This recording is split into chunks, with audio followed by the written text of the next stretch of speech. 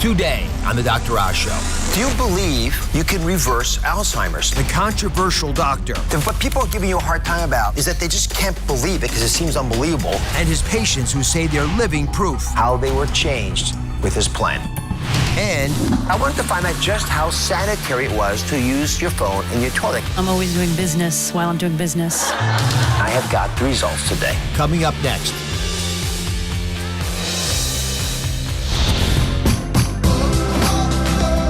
Are you ready to save some lives today?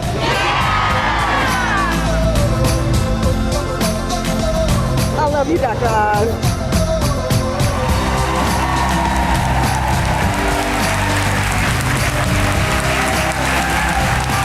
Reversing, and I use that word carefully, reversing Alzheimer's disease and restoring memory loss has been the holy grail of brain science. Researchers are looking for breakthroughs every day. They're finding them with patients and their families just holding on to hope. But no respected doctor or researcher has yet to stand up and say they found a way to reverse the disease. Until now. He's the doctor creating big controversy as he makes even bigger promises. Imagine bringing a family member who has lost herself to Alzheimer's disease back to her old self. That's the promise of a new controversial book climbing the charts, The End of Alzheimer's. It claims to document the first program to prevent and reverse cognitive decline. But is it giving people false hope? Still, there are apparently hundreds of people on this protocol who say it works. Here's one, a 70-year-old former math whiz, in shadow for fear of the stigma of the disease. After 12 years of memory loss, he went on the program. The math has come back. That's a real measurable thing. I mean, I'm fast with math again. Or this 55-year-old female attorney who couldn't remember recent talks she had with her husband and kids until she got treatment. I was out with my husband and we were having a conversation and I remembered names before he did, and that had not happened in years.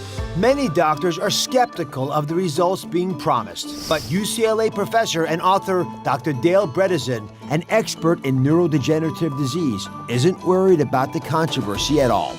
He says he has seen his patients reverse symptoms and live a normal life. And today, he's going to reveal his protocol, from the exact time you should eat to the meal plan you should be on. Dr. Bredesen's patients are ready to come out of the shadows. You're going to be meeting them in just a few minutes. But first, let's meet the doctor who claims he can show you how to reverse Alzheimer's. Dr. Bredesen is joining us in the studio. How are you? So you argue that neuroscientists have this whole process backwards in Alzheimer's. How so? What we've discovered in 30 years of basic research is that what we call Alzheimer's disease, the production of amyloid in the brain, is actually a protective response. This is 180 degrees different from what people had thought. It is a protective response to three fundamentally different insults. So it's telling you you've got other problems. The amyloid is downstream. Either you have chronic inflammation, which can be from various pathogens, or can be from things like trans fats, sugar, some of the things you've been talking about over the years. Or two, what we call type 2 Alzheimer's disease, is from a loss of trophic support. That means hormones, nutrients, trophic factors, so-called growth factors in the brain like nerve growth factor. That is type 2 Alzheimer's disease. And then the third one is toxic exposure, and that had been underappreciated. Things like mercury, things like biotoxins, toxins actually made by molds that hadn't really been appreciated before. So if there are many, many different causes Right. of Alzheimer's, how do you begin to treat it effectively if you think it's just one disease? That's a great point. And so what has to happen is you have to look for all the different contributors, and we've identified 36 initially. So imagine you've got a roof with 36 holes in it. You need to patch all the holes if you're going to expect a result. You need to look at all the things. So in fact, you need to start by doing the entire test. We call this a cognoscopy. It's easy to remember. So you want to get this. Like a colonoscopy. So everybody knows when you turn 50, you should get a colonoscopy. So if you're over 45, or if you've got a family history, or if you're having any problems whatsoever, you should have a cognoscopy. You should have an evaluation which includes all these blood tests, so you'll know what's driving the process. For cognition and understanding. Absolutely. So I've talked to a lot of folks about your appearance here. You know you're controversial. Folks say this is an expensive approach. It's probably too difficult a protocol for most patients to be on. For the average person, could this work? Absolutely, and we have over 1,000 people who are now on this protocol, and it is working for many people. Now here's the thing. It costs for a single year of nursing home over $120,000. So less than 1% of that, less than 1% is what it takes actually to get these tests done. All right, so you've sent patients for cognitive testing before and after they've started this protocol. So I want you to just show us the raw data. I'm going to try to understand what's really happening in people's lives. So this is a 71-year-old. What was the story with this patient and what did you find? So this is a person very typical with a family history of Alzheimer's who was having major cognitive problems, with his memory. Here is long-term memory down at 3rd percentile. So, you should be at minimum here, 50. This is average for everyone. He's way below that and having trouble with remembering things. Short-term memory, horrible here. Auditory memory, so things that he'd heard, could not remember well. The one thing that was, at this point, still good was processing speed. But of course, this goes down as you age. Yep. So he was on the precipice of losing that as well. So then, you put him on the program. Put him on the program 2 years later. In fact, we had a hard time convincing him to go back because he said, I know I'm doing well. My wife knows I'm doing well at work. Do I really want to be told that I'm not doing well? So we had him back, and you can see he's now far better than average than most people. So here he's got 84th percentile for his long. So he has a much better memory than most people here. Short-term memory, also good.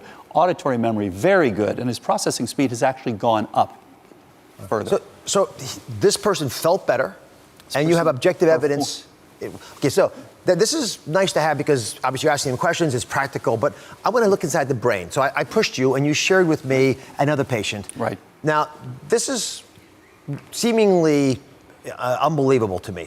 So I want you to just take a second and explain what we're looking at and why this is so powerful. What's the story on this individual? So this is a person, both of his parents died with Alzheimer's disease, and he had very clear symptoms, well-documented Alzheimer's disease with PET scan, et cetera, and with clear symptoms and having difficulty at work. And here you can see, in fact, the neuroradiologist didn't believe this at first. Here he is prior. You can look at the brain here, and you can look at this particular part is related to memory. This is the so-called hippocampus. And you can see here, actually, it's actually gotten larger here. Now, the computer measures all this for us and shows that there is a dramatic increase. This was actually at the 17th percentile. This is actually at the 75th percentile. Now, the important thing is, where do the brain cells live? As you know, they live in the gray matter. This is where all your brain cells are. And what happens, so if you add up all the brain cells, where do things stand? Dramatic increase here of 23%. So literally, he's got more of what it takes to think, and he's, no surprise, doing much, much better at work. So why wouldn't this person come forward? The problem, what people are giving you a hard time about is that they just can't believe it because it seems unbelievable. Right. And yet there doesn't seem to be all these big randomized trials. So why does this person come forward and say, hey, I'm okay? Because this person is a physician. He said, if I come forward, my practice will close tomorrow. That is the stigma that we're left with, and I hope that will change over time. And what about the use of the word reversing? Why say you have a reversal of Alzheimer's, which is a polarizing term? Right. So what we say is we've reversed the symptoms. So the decline in your ability to think, that's the key piece. And of course, that's what you need. So you don't actually care about the plaque or the Alzheimer's diagnosis. You care that the person's symptoms are improved. Frankly, that's what the average American should focus on, too.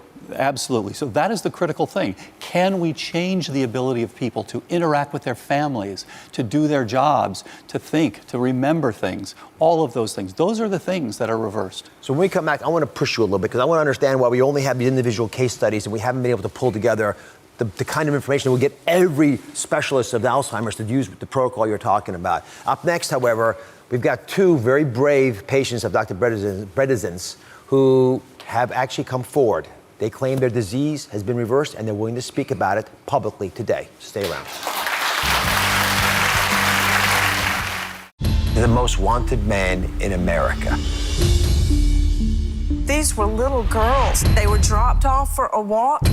Within 4 hours, they were dead. All New Oz. That's coming up tomorrow.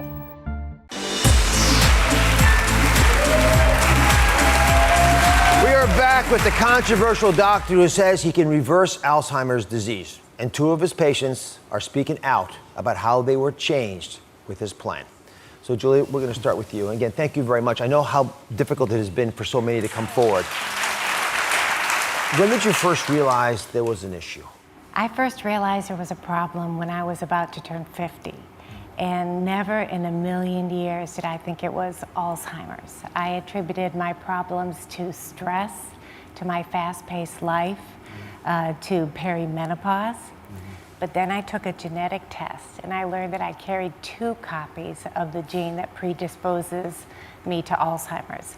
It's very rare to have 2 copies and it gives me a very high risk of getting the disease. Around that same time, my cousin, who's a year younger than me, was formally diagnosed with Alzheimer's. So that's when I realized I needed to take my symptoms seriously. How bad did the symptoms get?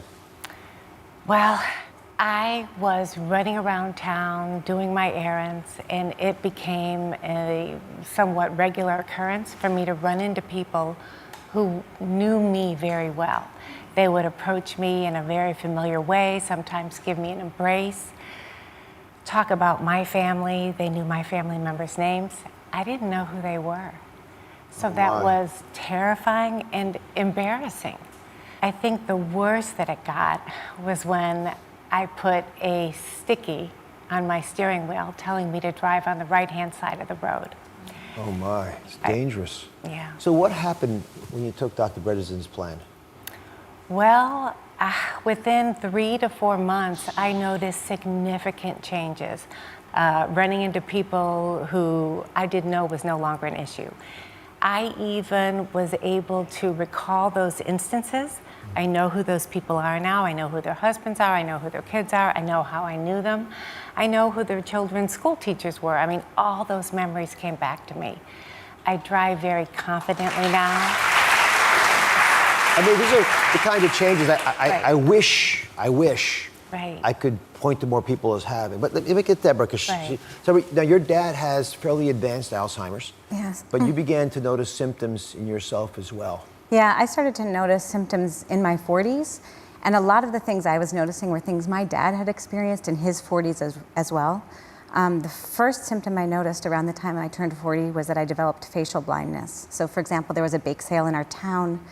People were coming up to me. I was working at the baking stand, and people were coming up to me saying, "Deborah, hi, how are you? How are your kids?" And I had no idea who they were. I hadn't connected the dots, so I did not know that Alzheimer's can come on with symptoms 20 years before, and I didn't know that was a symptom. But besides that, I started to get 4 o'clock fatigue, so I was mentally exhausted late in the day. I wasn't participating in meetings as I used to. I wasn't as sharp. My typing had slowed down. I'd lost some foreign languages. My vocabulary had shrunk, and I also found that I couldn't recall a lot of what I'd read, and I was losing my joy of reading, and that I couldn't follow complex conversations or articles like I used to be able to do, or even complicated movie plots became difficult for me. So Dr. Bredesen's plan, Yeah, so... did it make a difference? Again, I'm asking this almost incredulously because I was always praying for changes. I did not expect the protocol to help me get better. I just thought it might prevent me from getting worse. And to my shock, at the 4-month mark on the protocol, I started to recognize people. I knew who I had met, and I knew who they were, and I had that crackle in my head. And at the 5 or 6 month mark, the other changes came on with a vengeance. It was like an awakening. So it wasn't just that my vocabulary expanded or that I felt like I could talk quickly again and be sharp in my meetings, but that 4 o'clock fatigue went away. Like, it felt like I was completely back. And one thing that came back, just that I discovered recently, is that I could play the piano when I was younger. I learned classical piano. And the week I started on the protocol, I was on vacation with my family, and there was a piano there. And I put music up, and I realized I didn't know how to read music anymore. And I thought maybe I was just getting old or rusty. 2 years later, I sat down at the piano again, I put the music up, and I could read it. Whoa. And I'm playing classical music again. So let's talk Turkey here for a second. When folks come on the show, I have a big medical unit. We collect all the data, we analyze it, we try to make sure that what we're sharing with millions of people around the world is substantiated with medical records. So one of the big problems that I sense is that the success stories aren't made public, which has always stunned me because I think I'd be jumping up and down and saying, hey, I beat cancer, which we do with cancer, we do for heart disease, which is my specialty. And it's kind of caught me off guard. So I know that in your case, the testing was not as important as what you were experiencing. So it's not as obvious to say she had this, now she went to this. But you actually had pretty good documentation about the fact that you went from a very compared status to where you are now, articulately expressing what went down with you. So why wouldn't you want to share your medical records? Why don't people who are like you, who've had incredible turnarounds, want to be public about it? Well, first of all, there's a real stigma with cognitive impairment, and it comes on very early. So I caught it on the very early side. So my testing shows that, right? That I was at the very early stage of losing some of my cognitive abilities. I decided to come on here and talk to you because I feel like there are a lot of people out there who are like me, and if they can identify some of these early symptoms, they cannot be as afraid as I was, and they can realize there's something they can do about it. In terms of turning my records over and going public in that way, it's really frightening. I don't know what will happen to those records if they leave my possession or that of my doctor. I don't know if I'm going to lose my insurance. I just don't know what's going to come. And I also know that there's a real stigma in terms of employment and professional acceptance. So it's a real risk just to come on and tell my story, which I'm willing to do. But beyond that, I think there are a lot of unknowns for people like us. Well, I'm very, very appreciative of how brave you have both been to come here, even to get the ball rolling, because I was very dubious about this being real till I heard your testimonials. But I got this from you. This is, a couple pieces of paper and some published case reports. And I usually get a lot more. I mean, I would expect to be able to reverse Alzheimer's if, just to hear what I'm hearing now, I have a stack like this saying, guys, please tell the world we can take out a problem which is the number one reason we fear health in America. So why not create more of this? Why not share more of this work? Why not share the medical records of everyone that you've been able to impact on? It's a great point, and so I couldn't agree with you more. We started this in 2011 with a plea to do the first comprehensive trial for Alzheimer's. It was refused. We were not allowed to do it because it was, quote, too complicated. As you know, IRBs want you to change one variable. The problem is that's not the way the diseases work. The diseases that are complex chronic illnesses that are now facing all of us, not pneumococcal pneumonia from 100 years ago, but the complex chronic illnesses, Alzheimer's, cancer, cardiovascular disease, type 2 diabetes, osteoporosis, these are the things that are all affecting us now. They are no longer simple diseases. So the old idea is like using your checkers strategy in a chess match.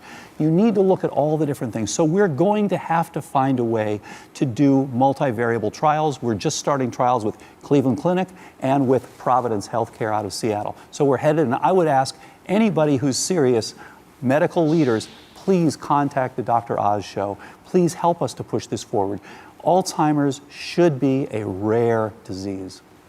I hear you. I want to thank both of you very much. I know that anonymously you're in these case reports, so there's documentation. I would urge any patients who are willing to share the records to please come forward. Let's get more out of this, and let's do the trial so that we have a stack of paper so that everybody involved in treating Alzheimer's and who has the problem or fears it can get access to the best treatments out there, because we got a black box down. When we come back, the lifestyle changes Deborah and Julie made that they say reversed their Alzheimer's fate. The very specific things they did. Stay with us. Toxic mold that can be growing in your home. All of this leads to bigger problems. Nasal stuffiness, eye irritation, wheezing. We help you get rid of it. Our DIY mold checklist. All new Oz. That's coming up on Wednesday.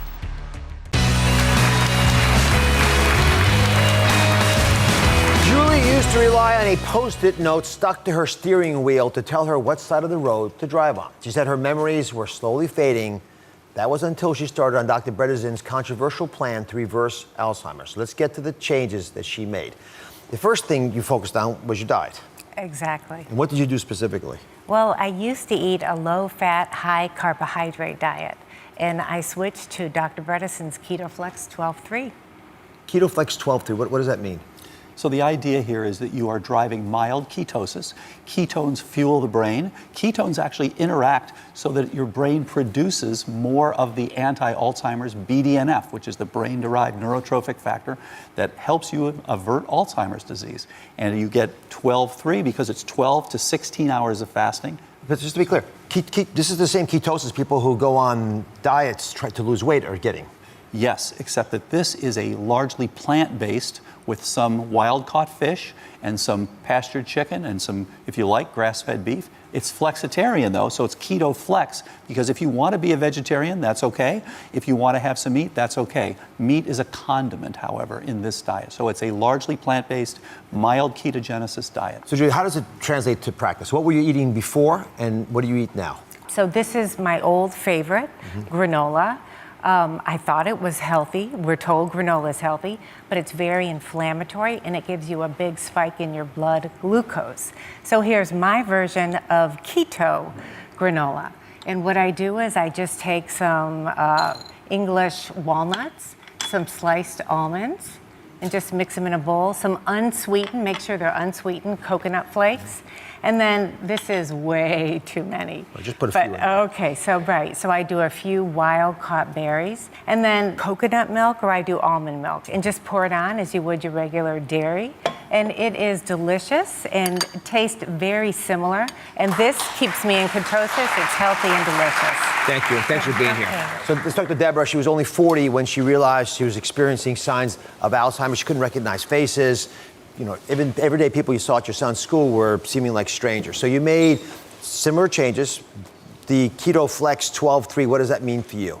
Yeah, so the 12-3 means that you fast for at least 12 hours a day, and that the first 3 hours of that fast should be after dinner. So, for example, if you finish eating at 6, you don't eat again until 6 in the next morning. It's remarkable to me that both of these wonderful women have given us food tips, when to eat it and what to eat, and that seems to be a significant part of this. It doesn't cost us anything. I would think about trying it anyway. You know, it's an interesting concept, what you've done. And I do have to applaud you. There's a lot of controversy over Dr. Bredesen's book. I think you sort of sensed that from our conversation today. But here's the fact. At the end of the day, the book is called The End of Alzheimer's, right, which the title itself is provocative. I think there's some great ideas, like the ones Deborah and Julia just shared with us. I am concerned, I still remain, that the thought we can reverse Alzheimer's may be pushing too far. I understand the subtlety of what you're defining. But for this to work, we have got to publish bigger stuff. We've got to go through the traditional scientific process. And I think what I'm seeing here is so promising that we ought to be able to do it. And I agree, we ought to challenge the leaders of American medicine and challenge everybody out there to start playing with this. And because it gives us hope. Not false hope, real hope. And let's just see how far we can push to improve the lives of wonderful people who've been willing to share stories like you have today. All right, we'll be right back. The truth about using your phone on the toilet. The surprising way it's changing your body. That's next. Nowadays, it seems there isn't a place we don't take our cell phones. From our morning commute, to the dinner table, to the bathroom. I'm even here on my phone in my bathroom talking to you. Now, it's now the new normal to bring your cell phone to the toilet. Bathroom time has become the time to answer texts, catch up on email, scroll down, talk to your old boyfriends, new girlfriends, social media page. It gives a whole new meaning to the term getting you know what done. Today, Dr. Oz team tested. We investigate what is the truth about using your cell phone on the toilet. That really was my toilet. We'll come back to that. So I was talking with people in the office, and I learned there are two types of people in this world. There are people who bring their phone into the toilet, like me, because I use my phone on the toilet all the time. And then there are people who don't bring their phone to the toilet. I actually didn't think these people even existed. But it turns out they may be. So what side are you guys all on? Not sure yet. Don't have to answer yet. But put your hands up if you're a toilet phone user. Oh my goodness. So we put a poll up on DrOz.com. 69% of you said they use their phone on the toilet. That's 2/3 of you. 2/3 of you. So I'm going to go ask some questions here. So I noticed your hand went up. So why do you take your phone to the toilet? I need to escape my children. Good reason. And what do you typically do in there?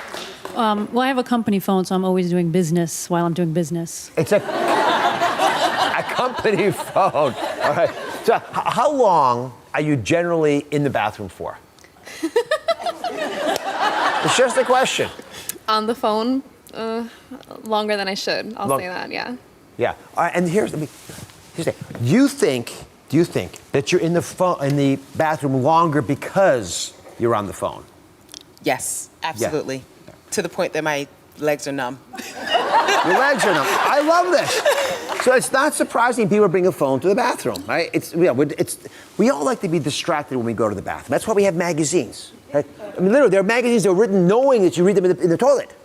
But I wanted to find out just how sanitary it was to use your phone in your toilet, because you guys are all doing it, but we're asking that question. So my team and I did a germ test. We swabbed the phones of 5 staff members who used their phones in the toilet and the phones of 5 staff members we found who claimed they didn't. And then we sent them to the lab to be tested, and I have got the results today. We're going to start with the staffers who don't use the phones on the toilet. The clean folks. Again, they're claiming this. Right? We tested specifically for the bacteria found in human intestines and feces. Obviously, that's the stuff you might find flying around in the toilet. And we use that same test to figure out if the food or the water is contaminated. That's the test we use, right? So it's pretty valid. And ideally, we want that number to be under 10. The bacterial count on these phones was an average of 30. So it's more than ideal, but not crazy high. Now, for the people who do use their phone in the toilet, that's the majority of us. You know those answers? I'm going to give them to you when we come back. Stick around. Oh, boy.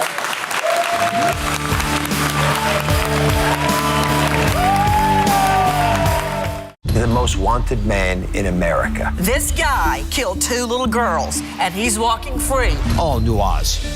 That's coming up tomorrow.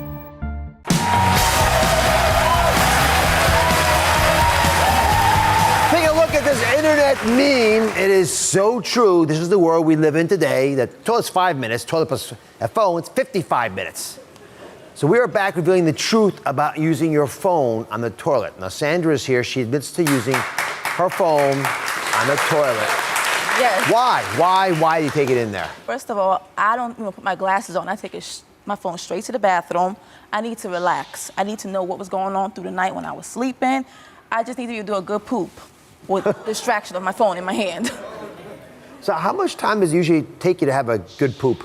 About, depends on the day. You know, if it's a rough morning, it could be about 30 minutes, 40. It just all depends on what. 30 to 40 minutes? Absolutely. I have to sit there until my legs go numb by watching on my phone, and then I release a little bit. All right. Are you ready to see the results of people like you who take their phones to the toilet? I am. Come on. All right. Bring it to me. Now, to recap, folks who don't take their phones to the toilet, they claim they don't, have a score of 30 of these colonies of bacteria, right? You're supposed to be less than 10, but 30 is plenty close. Okay. Compared to people like that, we looked at people like you who take their phones to the toilet. Frankly, I'm in your group, by the way. Not there for 30 to 40 minutes, but I spend more time than normal. Hey. The average colony count, 109,627. You got 30 and 109,000, right? 30, 109,000. Big difference.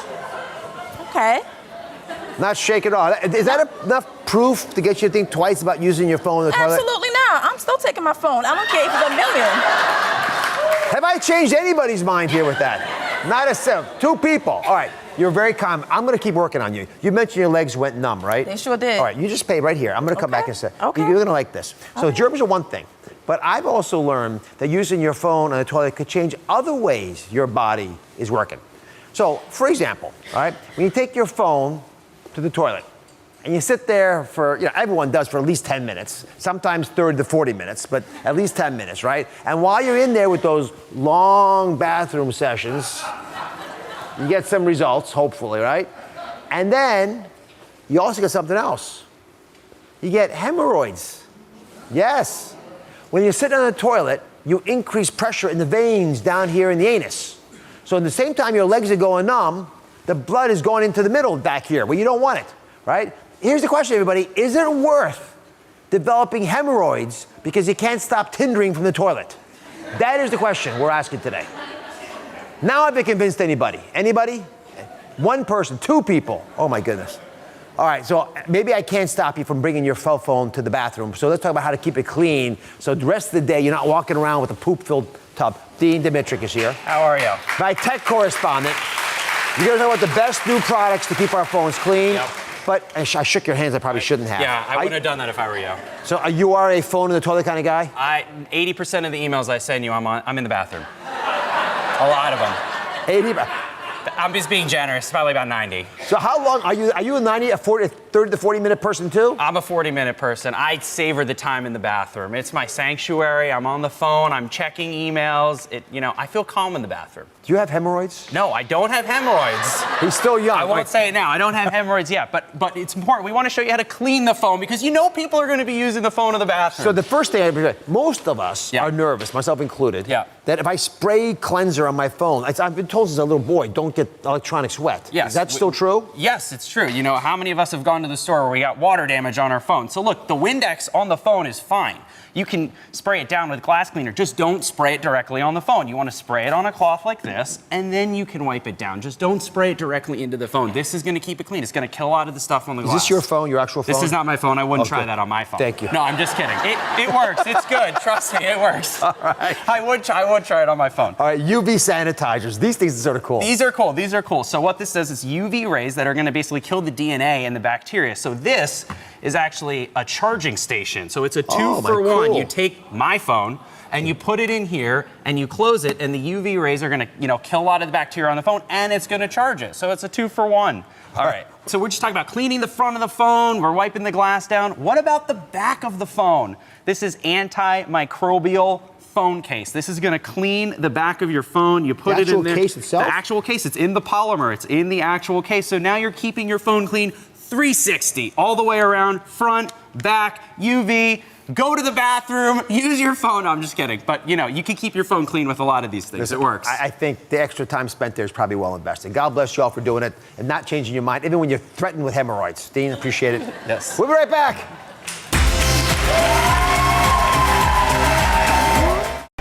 A new season of True Crime Tuesdays. And now, True Crime Thursdays. The cases that have kept you up at night. Only on Dr. Oz.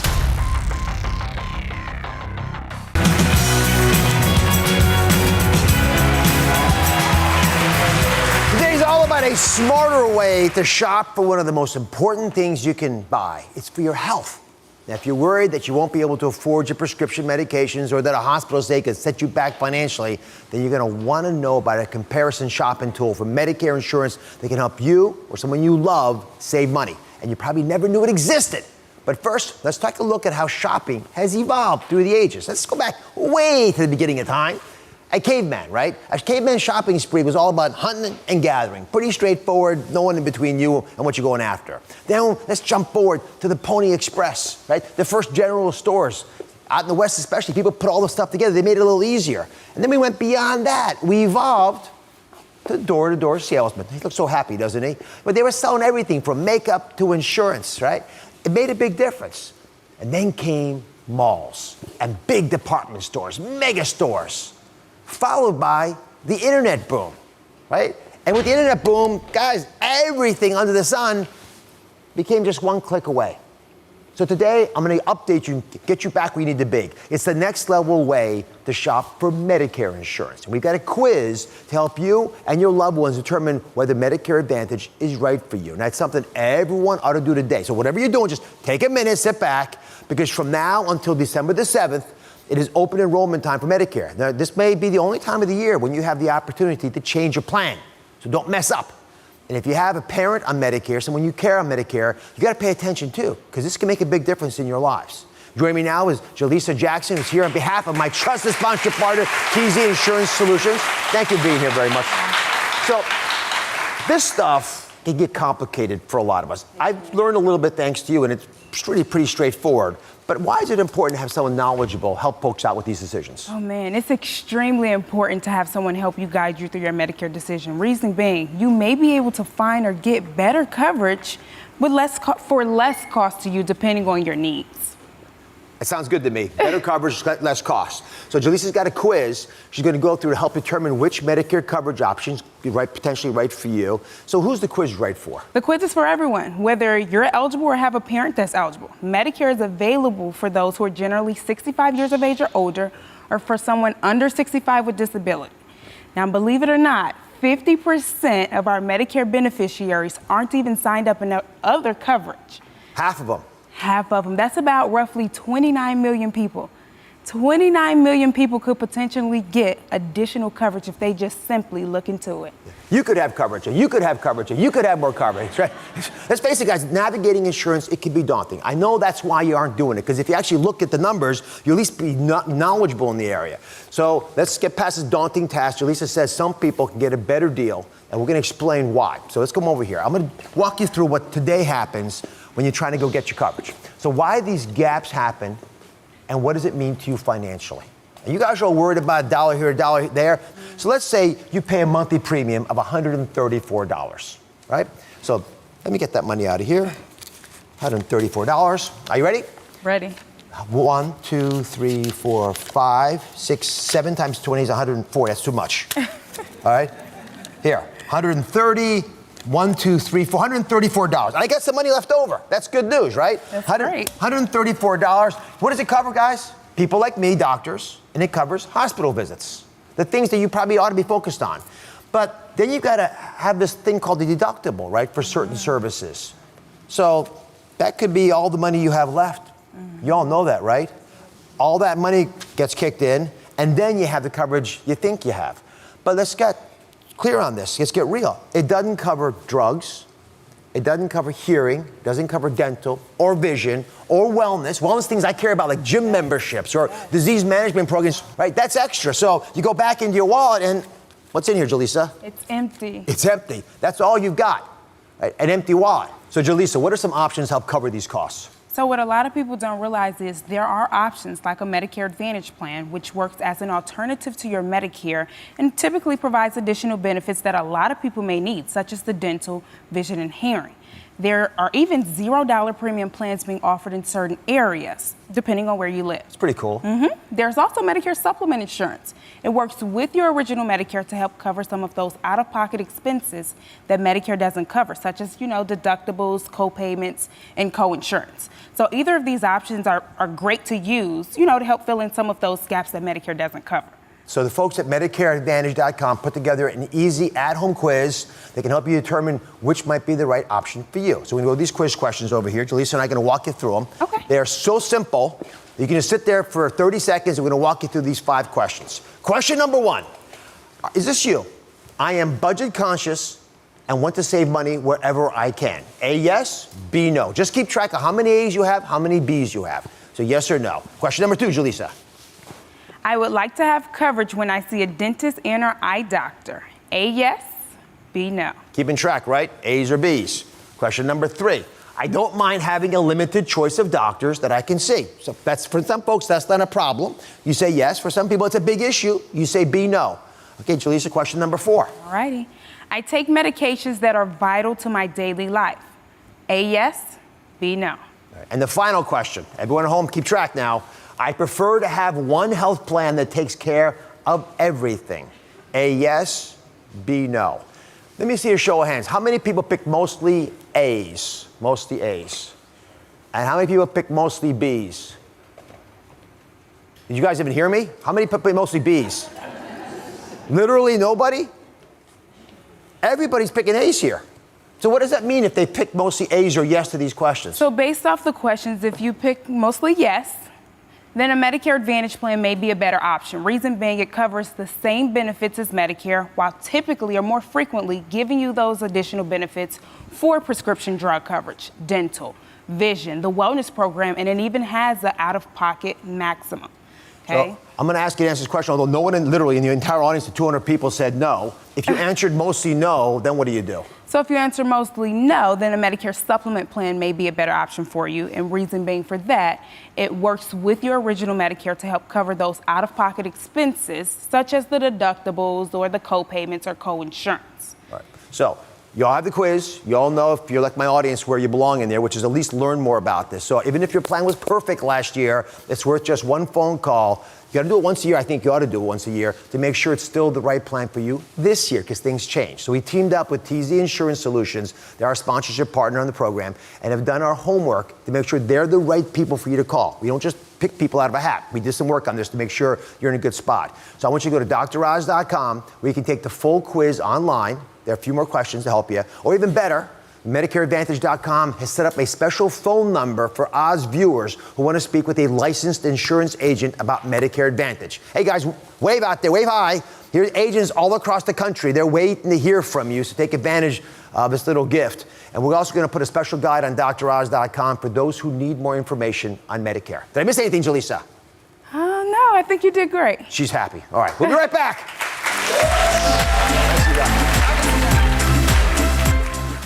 Toxic mold that can be growing in your home. We help you get rid of it. Our DIY mold checklist. All new Oz. That's coming up on Wednesday.